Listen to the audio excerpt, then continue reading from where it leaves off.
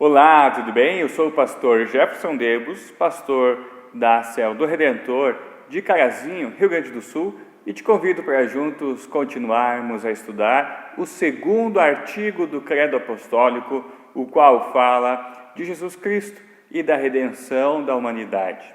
Vamos hoje aprofundar o nosso estudo no senhorio do Senhor Jesus e vamos ver também as naturezas de Jesus.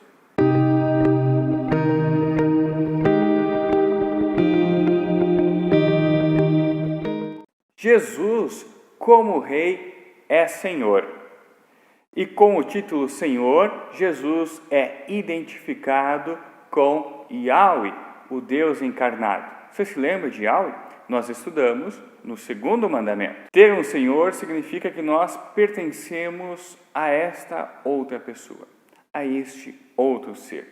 Ele então tem poder, domínio sobre nós. No mundo antigo, aqueles que eram chamados de senhores exerciam o seu poder sobre os seus súditos. E muitos deles exerciam este poder por meio da opressão, por meio do medo. Pense em escravos.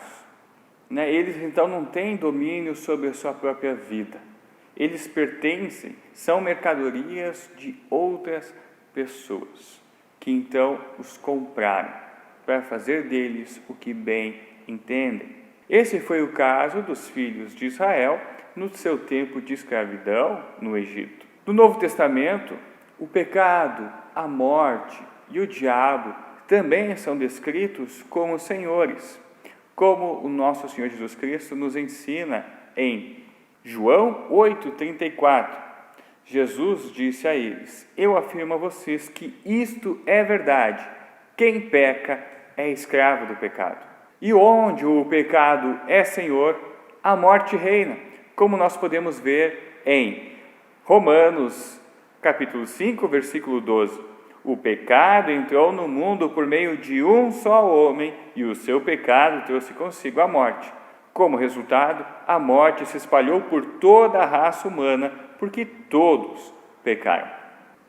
Assim podemos ver que nós, seres humanos, não pertencemos a nós mesmos, mas a outro.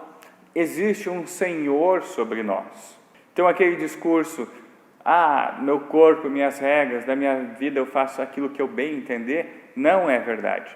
Tem sempre então alguém nos dirigindo. Nós pertencemos ou a Jesus, ou então nós pertencemos à morte, o pecado e o diabo, ou a um ou a outro. Não tem outra opção, ou a Jesus, ou a esses três inimigos. E assim, se Jesus não reina em sua vida, se Ele não é o teu Senhor, se Ele não reina, se você não está no reino da graça e da misericórdia de Jesus, pode ter certeza então que os teus senhores são o pecado, a morte e o diabo. E você então não tem uma vida livre e nem autônoma. Por isso que Lutero diz na explicação deste segundo artigo: Jesus é meu Senhor, pois me remiu a mim, homem perdido e condenado. Me resgatou e salvou de todos os pecados, da morte e do poder do diabo, não com ouro ou prata, mas com seu santo e precioso sangue, e sua inocente paixão e morte, para que eu lhe pertença e viva submisso a ele, em seu reino, e o sirva em eterna justiça, inocência e bem-aventurança. O reinado de Jesus não está baseado na opressão, no medo, mas o seu reinado está baseado na cruz, exercendo misericórdia e graça pelos pecadores arrependidos. No reino do Rei Jesus, não vivemos sob a nossa própria justiça, pois se assim vivêssemos, estaríamos condenados, mas vivemos sob a justiça do Rei Jesus, do Messias.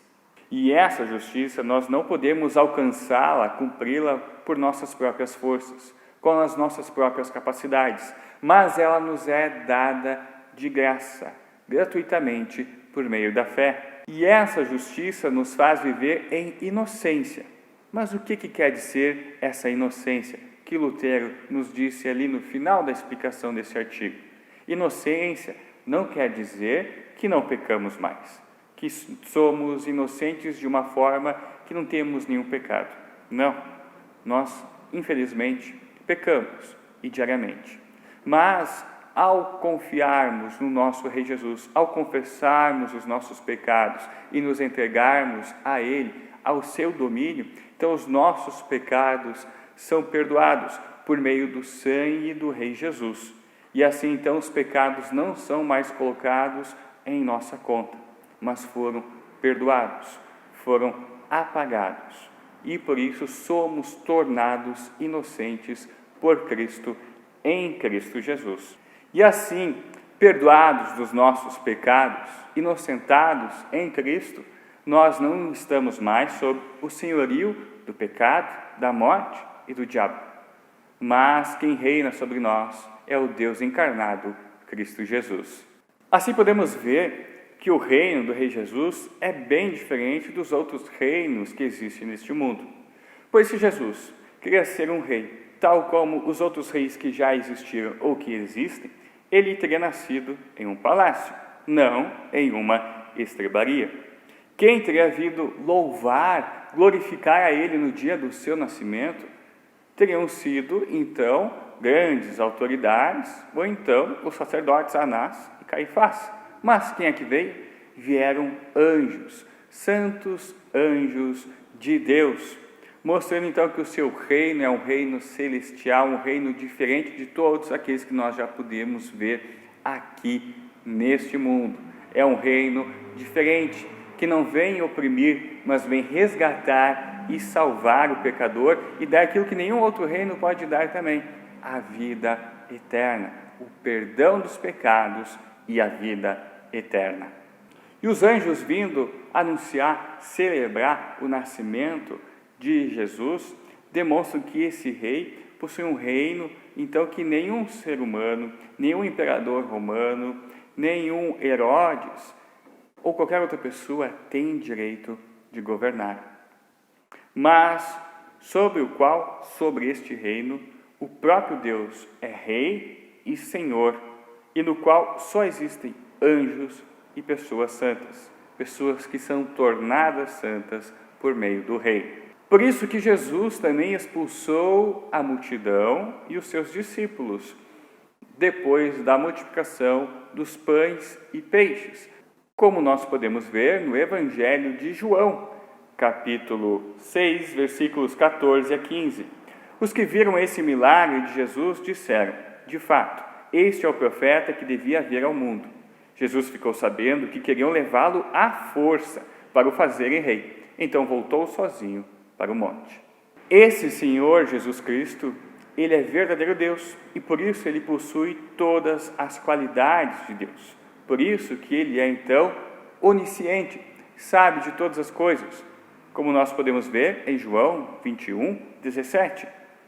E perguntou pela terceira vez: Simão, filho de João, você me ama? Então Pedro ficou triste por Jesus ter perguntado 3 vezes: você me ama? E respondeu: o Senhor sabe tudo e sabe que eu o amo, Senhor.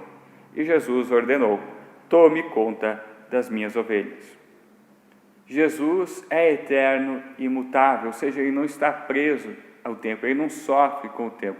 Ele existe fora do tempo para todo sempre, nunca muda, é sempre o mesmo, perfeito. Isso nós podemos ver em Hebreus 13, 8. Jesus Cristo é o mesmo ontem, hoje e sempre. Como o verdadeiro Deus, ele também é onipresente, ou seja, está em todos os lugares. Como nós podemos ver em Mateus 18, 20. Porque onde 2 ou 3 estão juntos em meu nome, eu estou ali com eles.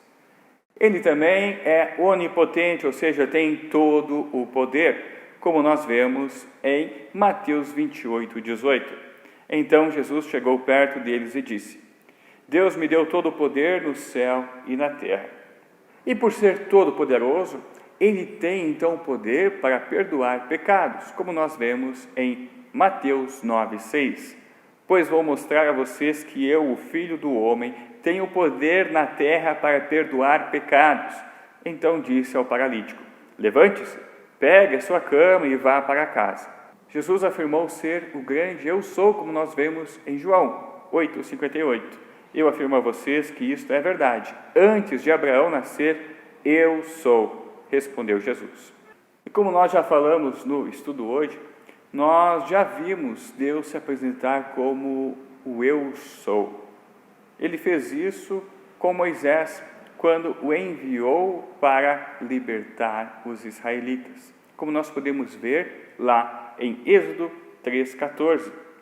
Deus disse, eu sou quem sou, e disse ainda, você dirá o seguinte, eu sou, me enviou a vocês. E este Jesus também é verdadeiro homem. Ele nasceu de uma mulher e recebeu então da sua mãe a natureza humana, como nós podemos ver em Lucas, capítulo 2, versículo 7. Então Maria deu à luz o seu primeiro filho, enrolou o menino em panos e o deitou numa manjedoura, pois não havia lugar para eles na pensão. Jesus, como ser humano, sentiu cansaço e precisou descansar. Como nós vemos em Marcos 4,38. Jesus estava dormindo na parte de trás do barco, com a cabeça numa almofada. Então os discípulos o acordaram e disseram, Mestre, nós vamos morrer, o Senhor não se importa com isso? E Jesus também precisava se alimentar como qualquer ser humano, como nós vemos em Mateus 4,2. E depois de passar 40 dias e 40 noites sem comer, Jesus estava com fome. A única diferença de Jesus, homem, para nós seres humanos, é que ele é santo, ou seja, ele não tem pecado. Assim, encontramos em Jesus duas naturezas, a natureza divina e a natureza humana. Mas vale a pena ressaltar que Jesus não era meio humano, meio Deus. Não era semi-humano, não era semideus, como Hércules na mitologia greco-romana. Não, ele era 100% homem, 100% Deus. Ele era perfeitamente homem, Jesus Cristo, e perfeito Deus em toda a sua plenitude. Como nós podemos ver em 1 Timóteo, capítulo 2, versículo 5. Pois existe um só Deus e uma só pessoa que une Deus com os seres humanos, o ser humano, Cristo Jesus. E Colossenses 2,9. Pois em Cristo, como ser humano, está presente toda a natureza de Deus. E aí, então você pode perguntar, por que Jesus tinha que ter as duas naturezas? Por que ele tinha que ser verdadeiro homem e verdadeiro Deus? Porque somente desta forma a humanidade seria salva. Somente quando o homem cumprisse 100% a lei de Deus, sem nenhum erro, sem nenhuma falha, sem nenhum pecado, é que seria salvo. E, portanto, precisava ser verdadeiro homem para estar sob a lei, abaixo da lei, para cumprir a lei. E precisava ser verdadeiro Deus para cumprir perfeitamente a lei de Deus. Somente alguém santo cumpre 100% a lei de Deus. Ou seja, somente o próprio Deus poderia fazer isso por nós. Por isso que Jesus teve que ter essas duas naturezas. Verdadeiro homem para estar abaixo da lei e verdadeiro Deus para conseguir cumprir a lei. Jesus, como verdadeiro homem, tomou o nosso lugar. Foi o nosso substituto. E como verdadeiro Deus, cumpriu perfeitamente a lei, sofreu, morreu e ressuscitou, vencendo o diabo, o pecado e a morte. Como nós podemos ver em Romanos 5,17. É verdade que por causa de um só homem e por meio do seu pecado, a morte começou a dominar a raça humana. Mas o resultado do que foi feito por um só homem, Jesus Cristo, é muito maior. E todos aqueles que Deus aceita e que recebem como presente a sua imensa graça, reinarão na nova vida por meio de Cristo. E essas duas naturezas de Cristo Jesus aparecem no começo da explicação de Martinho Lutero para o segundo artigo, como nós vemos. Creio que Jesus Cristo, verdadeiro Deus, gerado do Pai desde a eternidade, e também verdadeiro homem, nascido da Virgem Maria, é meu Senhor. E nós vamos estudar um pouco mais sobre as naturezas de Cristo Jesus nos outros credos, no credo atanasiano e no credo niceno. Oremos. Ó Rei Jesus, Tu que és verdadeiro homem e verdadeiro Deus, obrigado por vir ao mundo, deixando assim a glória eterna para se colocar abaixo da lei, assumindo o nosso lugar e, ao cumpri-la e morrer na cruz em nosso lugar, pagar o preço para tirar nossas vidas das mãos dos nossos inimigos, o pecado, morte e Satanás. Obrigado por ser nosso Senhor e por nos chamar para vivermos em Teu reino de graça, misericórdia e vida sem fim. Amém.